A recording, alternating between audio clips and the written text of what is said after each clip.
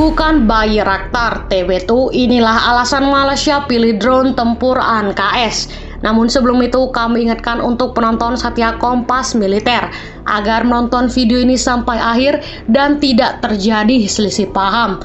Meralat berita sebelumnya yang mengutip pernyataan Menteri Luar Negeri Turki yang menyebut bahwa Malaysia dan Indonesia berminat pada Bayraktar TB2 di mana kesepakatan sedang ditandatangani, maka ada update terbaru yaitu negeri jiran itu tetap mempercayakan Turki sebagai pemasok drone. Namun yang dipilih bukan Bayraktar TB2, melainkan 3 unit UCAV ANKS produksi Turkish Aerospace Industries. Untuk pengadaan 3 unit MEL US, pemerintah telah memilih Turkish Aerospace Industries atau TAI, kata Menteri Pertahanan Malaysia Hismamuddin Hussein dalam sebuah pernyataan. Rencana pembelian drone akan didanai di bawah rencana pengeluaran 5 tahun Malaysia Plan dan bukan dari anggaran pertahanan. Menurut rilis berita TAI di tahun 2019, menjelang pemeran pertahanan dan dirgantara LIMA Manufaktur Plat Merah itu takkan mengadakan pembicaraan tingkat tinggi tentang eksplor ANKA. Dan pada 18 Agustus 2022, Raja Malaysia Al Sultan Abdullah mengunjungi fasilitas TAI di Ankara, Turki. Kemudian pada 7 Oktober lalu, TAI mengumumkan nota kesepahaman untuk bekerja sama dengan MIMOS, Lembaga Riset dan Pengembangan Teknologi Malaysia. Sejauh ini pihak TAI belum mengeluarkan pernyataan tentang terpilihnya ANKA untuk militer Malaysia. Meski sudah ada keputusan tentang terpilihnya ANKA, namun program akuisisi alutsista itu masih menemui kendala.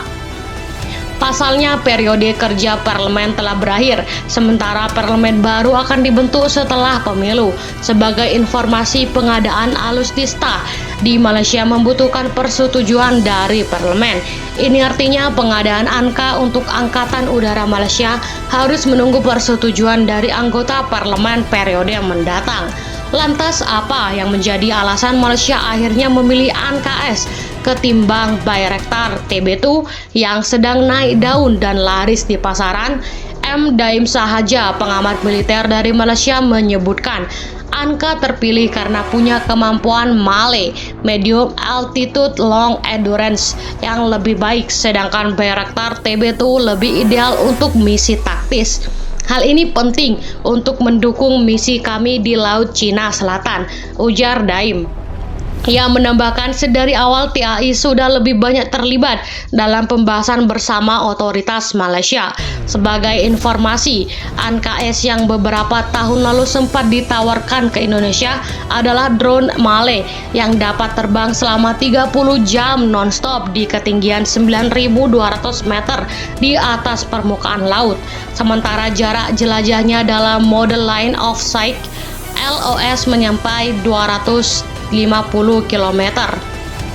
Teknologi kendali dan avionik drone ini sudah disokong Synthetic Aperture Radar atau SAR, inversi SAR atau ISAR, dan Ground Moving Target Indicator atau GMTI, radar untuk mendeteksi, identifikasi, dan penjajakan pada sasaran bergerak di permukaan.